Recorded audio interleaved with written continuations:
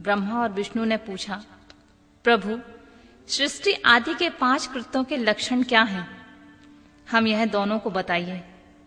भगवान शिव बोले, मेरे कर्तव्यों को समझना अत्यंत गहन है, तथापि मैं कृपा पूर्वक तुम्हें उस विषय में बता रहा हूं।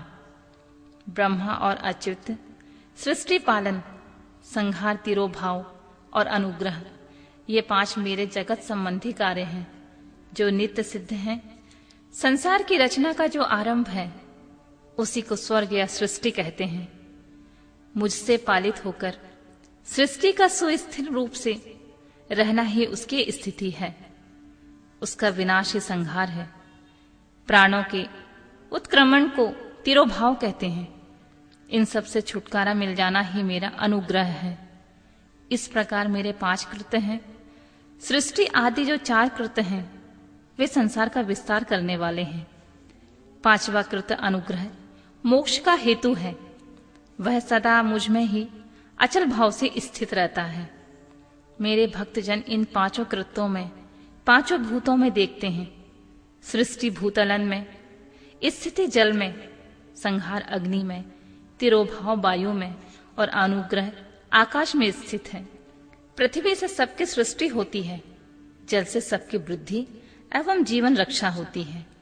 आग सबको जला देती है, वायु सबको एक स्थान से दूसरे स्थान पर ले जाती है और आकाश सबको अनुग्रहित करता है। विद्वान पुरुष को इस विषय में इसी रूप में जानना चाहिए। यह 5 कृत्यों का भार वहन करने के लिए मेरे 5 मुख हैं। चारों दिशाओं में 4 मुख और इनके बीच में 5वां मुख। पुत्रों, तुम दोनों ने तपस्या करके प्रसन्न हुए मुझ महेश्वर से सृष्टि और स्थिति नामक 2 कृत्य प्राप्त किए हैं। ये दोनों तुम्हें बहुत प्रिय हैं। इस प्रकार मेरी विभूति स्वरूप रुद्र और महेश्वर मैं 2 अन्य उत्तम कृत्य संहार और तिरोभाव मुझसे प्राप्त किए हैं, परंतु अनुग्रह नामक कृत्य दूसरा कोई नहीं पा सकता। रुद्र और महेश्वर अपने कर्म को भूले नहीं हैं, इसलिए मैंने उनके लिए अपनी समानता प्रदान की है। वे रूप, वेश, कृत्य, वाहन, आसन और आयुध आदि में मेरे समान ही हैं। मैंने पूर्व काल में अपने स्वरूप भूत मंत्र का उपदेश किया है, जो ओमकार के रूप से प्रसिद्ध है। वह मंगलकारी मंत्र है। सबसे पहले मेरे मुख से ओमकार प्रकट हुआ, जो मेरे स्वरूप का बोध कराने वाला है। ओमकार वाचक है और मैं वाच्य हूं। यह मंत्र मेरा स्वरूप ही है। प्रतिदिन ओमकार का निरंतर स्मरण करने से मेरा ही सदा स्मरण होता है। मेरे उत्तरवर्ती मुख से अकार का, पश्चिम मुख से उकार का, दक्षिण मुख से मकार का, पूर्ववर्ती मुख से बिंदु का तथा मध्यवर्ती मुख से नाद का प्राकट्य हुआ है। इस प्रकार 5 अवयव से युक्त ओमकार का विस्तार हुआ है। इन सभी अवयवों से एकीभूत होकर वह प्रणव ओम नामक एक अक्षर हो गया है। यह नाम रूपात्मक सारा जगत तथा वेद उत्पन्न स्त्री पुरुष वर्ग रूप दोनों कुल इस प्रणव मंत्र से व्याप्त है। यह मंत्र शिव और शक्ति दोनों का बोधक है। इसी से पंचाक्षर मंत्र की उत्पत्ति हुई है, जो मेरे सकल रूप का बोधक है। वह मकरादि और अकारादि रूप में प्रकाश में आया है। इस पंचाक्षर मंत्र से मात्र का वर्ण प्रकट हुए हैं, जो 5 भेद वाले हैं। उसी से शिरो मंत्र सहित त्रिपदा गायत्री का प्राकट्य हुआ है। उसी गायत्री से संपूर्ण वेद प्रकट हुए हैं और उन वेदों से करोड़ों मंत्र निकले हैं। उन मंत्रों से भिन्न भिन्न कार्यों की सिद्धि होती है, परंतु इस प्रणव एवं पंचाक्षर से संपूर्ण मनोरथों की सिद्धि होती है और मंत्र समुदाय से भोग और मोक्ष दोनों सिद्ध होते हैं। मेरे सकल स्वरूप से संबंध रखने वाले सभी मंत्रराज साक्षात भोग प्रदान करने वाले और शुभ कारक होते हैं।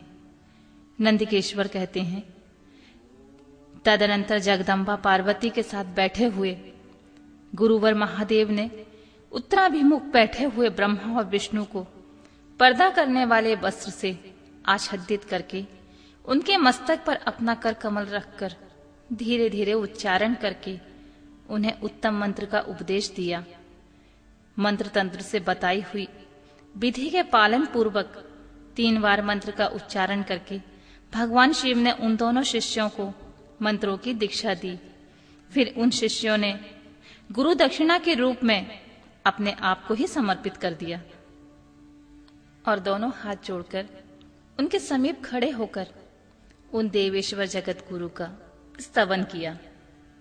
ब्रह्मा और विष्णु बोले, प्रभु आप निष्कल रूप हैं, आपको नमस्कार है। आप निष्कल तेज से प्रकाशित होते हैं, आपको नमस्कार। आप सबके स्वामी हैं, आपको नमस्कार। आप सर्वात्मा को नमस्कार है, अथवा सकल स्वरूप आप महेश्वर को नमस्कार है। आप प्रणव के वाच्यार्थ हैं, आपको नमस्कार है। आप प्रणव लिंग वाले हैं, आपको नमस्कार। सृष्टि पालन संहार तिरोभाव और अनुग्रह करने वाले आपको नमस्कार। आपके 5 मुख हैं, आप परमेश्वर को नमस्कार। पज्य ब्रह्म स्वरूप 5 कृत वाले आपको नमस्कार है। आप सबकी आत्मा है, ब्रह्मा है। आपके गुण और शक्ति अनंत है, आपको मेरा नमस्कार है। आपके सकल और निष्कल दोनों रूप हैं। आप सद्गुरु और शंभु हैं, आपको नमस्कार। आप पद्यों द्वारा अपने गुरु महेश्वर की स्तुति करते हुए ब्रह्मा और विष्णु ने उनके चरणों में प्रणाम किया। महेश्वर बोले, आद्रा नक्षत्र से युक्त चतुर्दशी को जो प्रणव का जप किया जाए तो वह अक्षय फल देने वाला होता है। सूर्य की संक्रांति से युक्त महा आद्रा नक्षत्र में एक बार किया हुआ प्रणव जप कोटि गुने जप का फल देता है।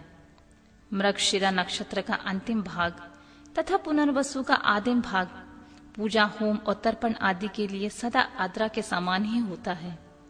यह जानना चाहिए, मेरा या मेरे लिंग का दर्शन प्रभात काल में ही, प्रातः या मध्याह्न के पूर्व काल में करना चाहिए। मेरे दर्शन पूजन के लिए चतुर्दशी तिथि निषिद्ध व्यापिनी अथवा प्रादोष व्यापिनी लेनी चाहिए, क्योंकि परिवर्तनीय तिथि से संयुक्त चतुर्दशी की ही प्रशंसा की जाती है। पूजा करने वालों के लिए मेरी मूर्ति तथा लिंग दोनों समान हैं। फिर भी मूर्ति के अपेक्षा लिंग का स्थान ऊंचा है। इसलिए मुमुक्षु पुरुष को चाहिए कि वे बेर से भी श्रेष्ठ कर समझकर लिंग का पूजन करें। लिंग का ओमकार मंत्र से, वैर का पज्जाक्षर मंत्र से पूजन करना चाहिए। शिवलिंग की स्वयं स्थापना करके अथवा दूसरों से स्थापना करवाकर उत्तम द्रव्यमय उपचारों से पूजा करना चाहिए। इससे मेरा पद सुलभ हो जाता है। इस प्रकार दोनों शिष्यों को उपदेश देकर भगवान शिव वहां से अंतर्ध्यान हो गए।